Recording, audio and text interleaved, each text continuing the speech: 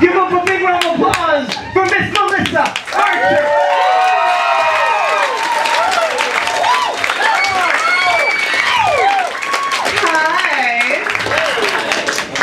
So, my name is Melissa Archer, and a natural consequence of moving from Florida to California is I lost about 50 pounds. So, the way that I did that, though, was by running and by signing up for triathlons and doing athletic shit. But what's messed up about being kind of a bigger girl and doing any sports-related activities is people feel very comfortable just saying shit to you about it. So I was running with my best friend in Balboa Park. She's actually here, so she could testify to this. I was running with my best friend, and there was this woman sitting on the bench. Just enjoying life, and as I run by, she goes, "Good for you! Good for you!" And I thought, you know what if I could take a moment in my day, and anytime someone acts out of stereotype, I can comment upon it. I would like that. So like if I walked into the office and Gladys, the old woman, she's like 90, like every morning when I get there and she's sitting at her desk, I go, "Good for you, Gladys! You remembered where we are! Don't break a hip! I'll help you. You have your medical alert badge? Okay. I'll see you later, Gladys." Or like anytime an Asian driver gets from point A to point B, I just go into a slow clap. Good for you!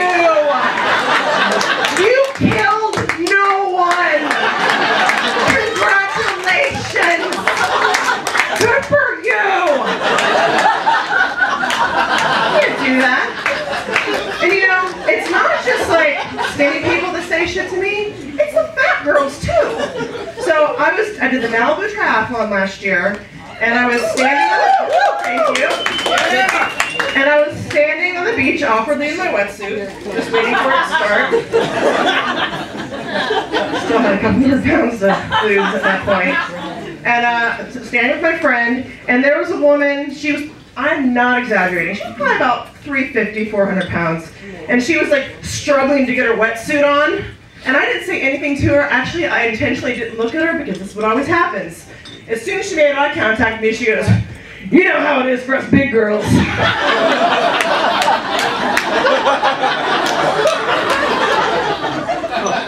I did the race, did the swim, did the bike. I'm on the 6th mile of the run. And this asshole that wasn't even participating in the race, just sitting in a lawn chair, said, "Hey!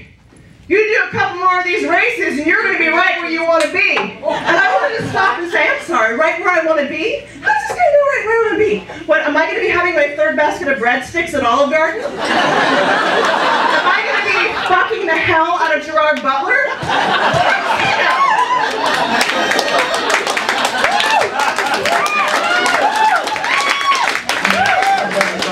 But I didn't have time because I only had that one fucking fat bitch behind me and I was not going to come in last.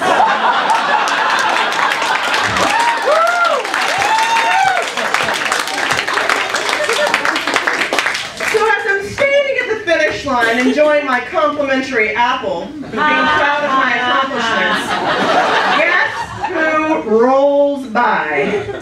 Fatty must have rolled a cankle because the EMT had to come get her. And as she rolls by me, she takes off her oxygen mask and goes, "Good for you."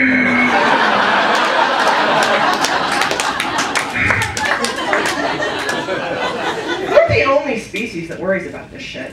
You guys know that, right? I mean, there's tons of animals out there. They're not worried about their weight. They're not wondering. They're not counting calories. And I mean, there isn't a lion on the Serengeti plain right now going, "Why did I eat that second gazelle? I've got no self-control. Tomorrow, I'm only eating small birds. That's it." There's not like 2 zebras sitting there next to each other getting ready to go out on the plane and be like, "Seriously, Maggie, tell me the truth. Did these stripes make my ass look big? I'm so serious. I can take it. Just tell me. There's not a shark that's like, God, I'm so misunderstood. I just need a seal. Wow, that one's really fast. She's moving fast. Hey, good for you!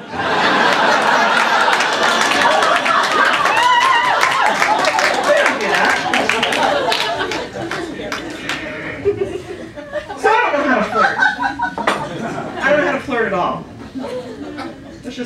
Let's just establish that right now. I read somewhere that if you look a guy straight in the eyes for 3 seconds, that's an invitation for them to come talk to you. All right, I'm gonna do this. So I go to the bar, I finish up my chicken wings real quick.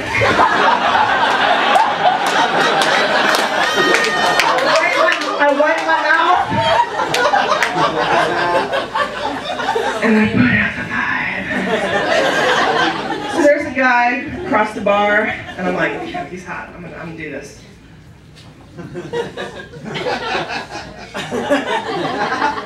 Nothing.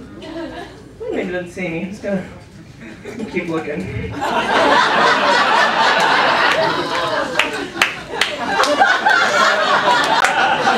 My contacts are all drying out. And finally I get his attention. And he looks at me, and he motions to the bartender. I'm like, oh shit, he's gonna buy me a drink. And he goes, hey man, can you turn on the game? And I think that blind girl over there is having a seizure.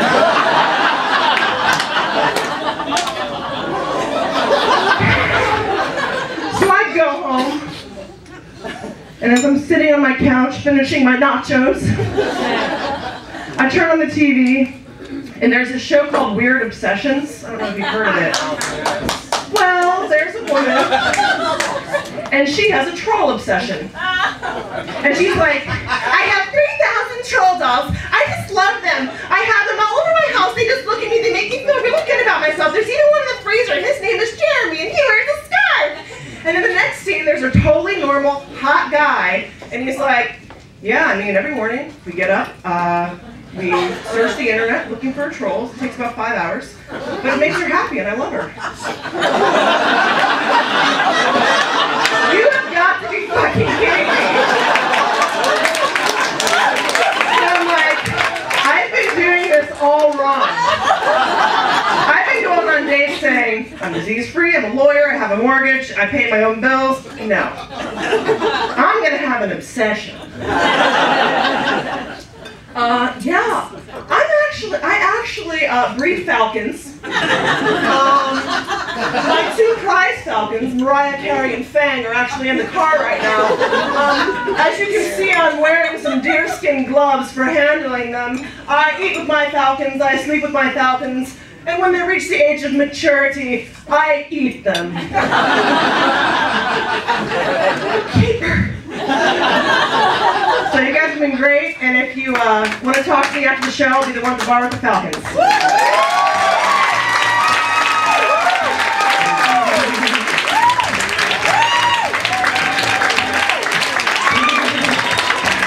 Keep it going for Melissa, y'all.